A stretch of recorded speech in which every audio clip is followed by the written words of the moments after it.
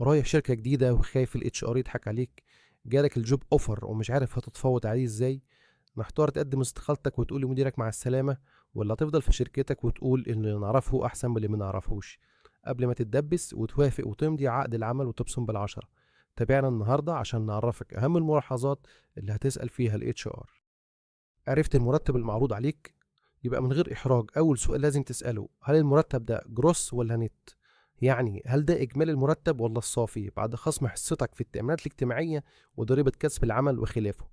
لك أن تتخيل أهمية السؤال ده لما تعرف مثلا إن لو مرتبك الإجمالي 15,000 جنيه هيبقى الصافي تقريبا 12,125 جنيه. برضه لازم تسأل هل الكي بي اي اس من ضمن الراتب اللي اتفقت عليه ولا لأ، وهتتحسب ازاي؟ طب والميديكال انشورنس لو موجود عائلي ولا فردي، وهيتخصم ولا لا؟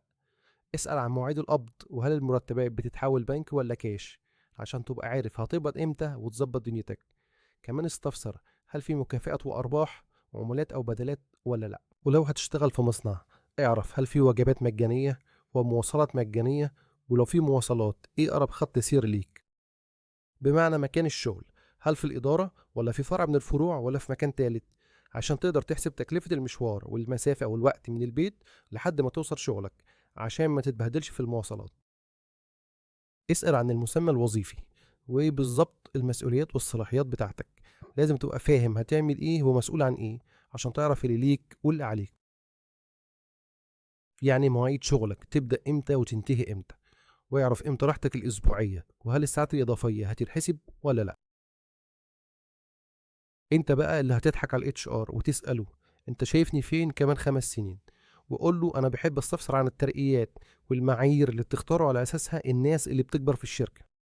في كام ملحوظه مهمه جدا لازم تاخد بالك منها قبل ما تمضي العقد. نوع العقد، هل هو محدد المده ولا غير محدد المده، ولا لانجاز عمل معين، تاريخ بدايه العقد ونهايته، المرتب والمسمى الوظيفي الموجودين في العقد هم اللي اتفقت عليهم ولا لا. اوعى حد يضحك عليك ويقولك التأمين الاجتماعي مش مهم أو بيبدأ بعد فترة، لأن قانونا المفروض يتأمن عليك من أول يوم عمل. يعني لازم سين واحد تأمينات تكون بنفس بيانات عقد العمل. من ضمن مسوغات تعيينك أبقى هات من مكتب التأمينات خطاب مضد، وده بيوضح الفترة اللي تأمن عليك فيها، لأنه ممكن يطلع تستحق 30 يوم أجازة مش 21 يوم بس. وكمان اسأل عن الأجازات الرسمية بيدوها للموظفين ولا لأ، ولو الشغل طلبك في يوم أجازة رسمية هيعوضك عنها إزاي، وهل في أجازات تانية منحة من الشركة زي الزواج أو الوفاة.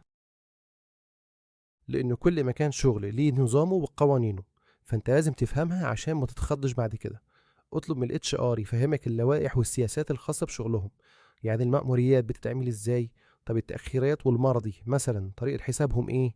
وبرضه اطلب من مديرك المباشر سياسات إدارتك عشان تبقى فاهم طريقة شغلك ايه.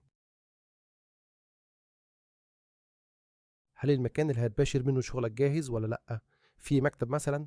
طب هتستخدم لابتوب ولا جهاز بي سي؟ هتستلم موبايل؟